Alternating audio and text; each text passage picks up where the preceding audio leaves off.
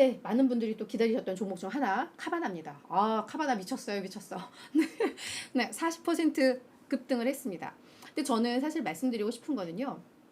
이게 이만큼 오를 만했나? 라는 생각이 조금 전 들어요. 사실은 제가 이렇게 되면 카바나 들고 계신 분들한테 진짜 많이 혼날 수도 있고 욕을 먹을 수도 있겠지만 우리 조금 객관적으로 좀 봤으면 좋겠습니다. 일단 카바나가 보름 정도 실적 발표 일정 앞당겼습니다. 어제. 그러면서 이제 불확실성으로 시간 내에서 한 9% 정도 급락을 했었어요. 근데 개장 전에 소식 하나가 빵 터졌습니다. 자, 이 채권자들과의 이 부채 조정에 합의를 봤다라는 소식이 전해졌습니다.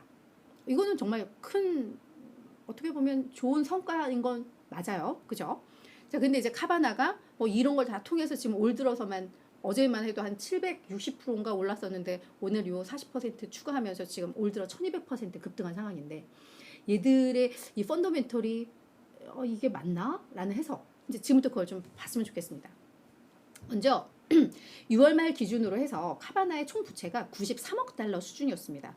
이 중에 만기가 1년 더 길게 남은 1년보다 길게 남은 장기 부채가 한 65억 4천만 달러였다고 해요. 근데 요 장기 부채 중에서 52억 달러 그러니까 최대 채권자들 몇과 아마 요 합의를 이룬 것 같아요. 그중에 이제 이 52억 달러에 대해서 이제 재조정을 이룬 것이다라는 해석이 나오고 있는데 요 재조정 합의 내용을 좀 보니까 2025년, 2027년에 만기가 도래하는 무담보 채권의 85% 이상을 그죠 카바나가 갖고 있던 그 이상을 신규 채권으로 이제 교환을 해주는 방식입니다. 근데 지금까지 요거는 무담보 채권이었고 무담보 채권은 이자율이 높겠죠. 그죠? 근데 담보 채권으로 교환을 해주는 거예요. 자산이나 뭐 이런 걸 담보로 걸었겠죠. 담보 채권은 이자가 낮아집니다. 그러면서 만기도 연장을 했습니다.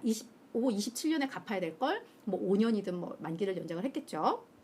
그러면서 요 재조정을 통해서 향후 2년간 이자 지급액이 약 4억 3천만 달러가 줄어들 것이다. 그리고 아직 우리가 상환하지 않은 미결제 부채가 약 10억 달러 정도 이제 감소할 것이다. 라고 이제 전해진 거죠. 근데 이제 여기서 상식적으로 생각을 해보자고요. 저도 그러니까 이게 미결제 부채 감소한다는 걸 어떻게 할 것인지 그걸 이제 찾다가 제가 시간상 못했는데 이거를 그냥 탕감해 주는 건 아닌 거잖아요. 어떤 채무자가 그죠? 그러니까 모르겠어요. 이 카바나가 잘 뭐 그냥 얘네 망해버리면 어차피 다 떼이는 거 탕감해줄까 뭐 이럴 수도 있겠지만 글쎄 1조 5천억을 근데 요 내용이 사실은 좀 구체적으로 다른 게 없었습니다. 근데 내용을 보면 요 재조정과 관련해서 최대 10억 달러의 유상증자를 할 수 있다라는 내용이 계속 나오거든요. 그러니까 결국은 이 부채를 주식으로 지분으로 바꿔주는 부분이 저는 일정 부분 있을 거라는 생각이 좀 들어요. 그러니까 우리 기업들 채무 조정할 때 이 부채 부담 줄여주기 위해서 주식 발행해서 지분을 그 가격만큼 주잖아요. 그러니까 제가 봤을 땐 지금 그 흐름 같거든요. 그러면 결국은 10억 달러 규모의 유증이 있을 수 있다는 얘기입니다. 그러면 주주가치 희석 우려가 있죠. 물론 이 기업의 유동성 재무구조 개선에는 큰 도움이 되는 부분인 건 100% 인정. 게다가 사업도 요즘 개선되고 있는 거 좋습니다. 하지만 우리가 조금 더 객관적으로 그게 지금 이렇게 40% 급등할 건가? 나중에 그럼 유상증자가 되면 어떻게 되지? 이런 부분은 저희가 좀 고려를 해볼 필요는 있겠다라는 저는 이제 개인적으로는 그런 조언을 좀 드리고는 싶어요. 실적은 좋았습니다. 매출액 예상보다 훨씬 잘 나왔고요. EPS도 시장에서는 마이너스 1.15달러 예상을 했는데 마이너스 0.55달러로 잘했어요. 잘했고 에비타도 실제로 이제 흑자 전환 성공했는데 얘들이 우리 한 5천만 달러 정도 2분기에 흑자 전환 할 거야 라고 해서 시장에서도 5,800만 달러 예상을 했는데 1억 5,500만 달러 흑자 전환 했습니다. 그래서 그래 사업도 잘하고 있고 한 대 팔면 거기서 오는 뭐 이익도 6,520달러로 이제 사상 최대 수준까지 높아졌고 그러니까 마진 많이 붙여서 이제 팔 수 있는 뭐 그런 구조도 됐고 사업이 개선되고 있는 것도 맞습니다. 하지만 우리가 지금 그냥 채무 재조정 이자 확 줄어 부채 뭐 10억 달러 줄어 이것만 볼 게 아니라 요걸 위해서 하는 그 과정들 그런 거에 대해서 우리가 또 좀 보면서 어떤 플랜을 짜야지 네 그래야지 나중에 또 너무 이렇게 힘들어지지 않을 수 있다라는 거 말씀을 드리도록 할게요. 네, 우리 다비도조님도 그쵸 말씀해 주셨어요. 부실 기업의 유상증자는 이제 이 부채 주식 전환 요게 이제 가능성이 좀 높다 이렇게 말씀해 주셨는데 맞아요. 그래서 제가 말씀드렸듯이 그러면 결국은 주주가치 희석 요걸로 또 연결될 수 있다라는 거. 네, 요것도 또 이해를 해 주셔야 될 것 같고 이준우님도 카바나 유상증자도 결국 빚 갚으려고 하는 건데 빚 갚고 이자보다 회사 성장성을 더 높게 평가할 건가요? 그럴 수도 있죠, 그죠? 그래서 하여튼 우리 요거는 그냥 단순히 막 호재만 이렇게 팔 게 아니라 전반적인 거 같이 보자라는 관점에서 말씀을 드렸습니다. 근데 저 뭐 카바나 주가 올랐다고 슬플 거 하나도 없어요. 전 너무 좋아요. 너무 좋습니다. 정말 좋아요. 근데 우리 투자자분들 많은 거 알기 때문에 너무 좋은데 그렇다고 지금 막 너무 막 오 얘 이제 막 가는 이건 아니라 우리가 조금 더 객관성을 갖자라는 측면에서 말씀드렸습니다.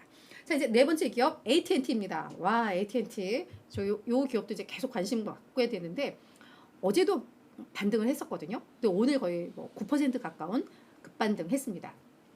미국의 유무선 통신업체이고 저희가 아마 저희 채널에서 요 AT&T 소식은 거의 뭐 정말 좀 빠르게 전달을 해드렸던 것 같아요. 그렇죠? 그래서 독성 납 케이블 관련해서 저희가 빨리 그걸 좀 다뤘던 측면이 있는데 그러니까 저희가 또 이렇게 계속 후속 보도들도 좀 해드려야 될 것 같아요. AT&T가요. 왜 그 독성 납 케이블 그래서 요게 뭐 밑에 호수 같은 데 깔려 있고 케이블이 깔려 있고 토지에 깔려 있고 하는데 그 주변을 해봤더니 납 농도가 기준치를 초과하더라. 결국 이것 때문에 생태계가 파괴되고 인류의 뭐 건강에도 걱정이 될 거야. 이런 보도를 하면서 주가가 급락을 했던 거였잖아요. 이 월스트리트 저널 보도에 대한 반격에 나섰습니다. 반박보다는 반격에 나섰다라고 보시면 될 것 같은데요. AT&T는 우리도 그런 걸 다 조사를 했었는데 그렇게 나오지를 않았었어. 얘기를 하면서 너희가 대체 어떤 전문가들을 가지고 어떤 방식으로 조사를 했고 어떻게 이 결과가 나왔는지 난 모르겠어. 의문이야. 난 못 믿겠어. 라는 거죠. 그러면서 당초에는 이 월스트리트 저널에서 그 검수를 했던 그게 이제 뭐 타호 호수였던 것 같은데 그래서 처음에 그래서 그쪽에서 케이블 우리가 뭐 제거할게 뭐 이랬다가 우리 케이블 제거 중단이라고 하면서 우리 그러면 우리가 추가적으로 우리가 실제로 그게 확인이 될 수 있는지 우리가 테스트를 또 할 거야. 관련 기관들. 그래서 규제 기관과도 이거에 대해서 우리가 논의를 하면서 조금 더 객관적으로 이걸 우리가 시행을 할게. 어떻게 보면은 자신감일 수도 있고 아니면 이걸 인정해버리는 건 최악이니까 한 번 더 검증을 하겠다라는 걸로도 해석은 될 것 같아요. 그러면서 이제 월가에서도 이 사실 유무를 떠나서 최근 그걸로 인한 주가 급락은 좀 과했다라는 평가도 나오고 있습니다. 이거는 완전한 장기적 이슈이고 중간중간 또 서로 이렇게 합의하고 협상하고 뭐 이런 과정들을 좀 보면 이게 이렇게 단기적으로 가치를 떨어뜨릴 이만큼의 가치를 떨어뜨릴 이슈인지는 좀 의문이야라는 게 또 요즘 월가에서 나오는 얘기들이더라고요. 그래서 그런 부분들이 또 반영이 되면서 주가가 반등을 했습니다. 그래서 AT&T와 함께 요 납케이블의 가치 이슈의 중심에 있는 버라이즌도 한 5% 주가가 상승을 했습니다. 그래서 이것도 확인을 하면 좋을 것 같아요. 마지막 조비항공입니다. 조비항공 한 16% 급락을 했습니다. 조비항공은 글로벌 도심항공, 항공기 제조사죠. 그러니까 전기 에어택시. 네, 요즘 뭐 도로 혼잡하고 한데 이제 도로 이렇게 하늘을 나는 택시, 전기로 하는. 요게 그동안 이슈가 뭐였느냐? 미국 규제 당국이 시험 비행을 승인을 하면서 이거 이제 상용화 되는 거 아니야? 그 기대감이 있었죠. 그러면서 올 들어 주가가 160% 가까운 급등세를 보였습니다. 이에 대해서 JP모건에서 야 과해 라고 이야기를 한 겁니다. 중립 의견이었는데요. 그걸 이제 비중 축소로 매도해 라고 이야기를 했고요. 목표 주가는 올렸습니다. 당초 5달러였는데 그걸로 6달러로 높였는데요. 오늘 15% 주가가 빠졌는데도 8.5달러거든요. 그러니까 이 상태에서 30% 주가 더 빠져야지 그게 적정 주가야 라고 이야기를 한 겁니다. 그러면서 현재 주가는 조비항공의 펀더멘털을 너무 앞서고 있다 라고 이야기를 했습니다. 근데 사실 조비항공 같은 경우에는 어떤 기대감으로 먹고 사는 기업이에요. 그동안 없던 것들을 만들고 있고 이게 상용화됐을 때 얼마나 큰 수익을 줄 수 있을까? 그렇기 때문에 이거를 펀더멘털과 이걸 맞춘다는 건 글쎄 라는 생각이 드는데 아마 그것도 고려해서도 너무 과하다고 JP모건에서는 평가를 한 거겠죠. 그러면서 얘네가 주가가 급등한 이유가 뭐 시험 비행 승인 때문인데 이거 승인됐다고 해서 뭐 이제 끝났냐? 아니다. 전체 이게 정말 완전 상용화 되기까지 승인을 완전히 받기까지는 여전히 여러 절차가 있는데 지금 그 중에 하나의 그 방법일 뿐인데 그 중에 일부일 뿐인데 이게 이미 다 된 것처럼 시장의 반응이 너무 과도했다라고 평가를 한 겁니다. 그러면서 또 하나는 최근의 주가 급등은 이 펀더멘털 개선 그런 기대감보다는 아마 조비항공이 반등을 하면 이게 매수가 매수를 부르고 매도가 매도를 부른다고요. 그동안 이제 조비항공도 이제 공매도했던 세력들이 있을 거 아니에요. 이들의 이제 쇼커버링이 들어오면서 이거 상환을 하기 위한 매수가 들어오면서 오히려 조금 더 좀 과하게 올랐던 측면도 있다라고도 평가를 하고 있습니다. 그래서 조비항공 요 내용이 전해지면서 주가가 급락을 하기는 했습니다. 그래서 아마 이렇게 앞서서 이제 카바나 막 이렇게 흥분해서 막 이런 그 카바나도 공매도 엄청 많은 기업이잖아요. 그래서 아마 쇼커버링 꽤 들어오고 있는데 주가가 급등을 하니까 여기에서 또 공매도가 이제 그 가격에 대한 공매도가 나오는 것도 좀 있다고 합니다. 그래서 우리가 그런 것도 고려를 해서 들어야 될 텐데 아마 이 JP 모건도 너무 이 조비항공이 막 이렇게 흥분하니까 약간 이렇게 톤 다운을 시키는 그런 보고서를 낸 게 아닌가라는 좀 생각이 들어요. 그래서 우리 요즘 다 관심 있는 오늘 종목들 다 다루게 됐는데 이런 이슈들이 있었다 이렇게 말씀을 드릴게요.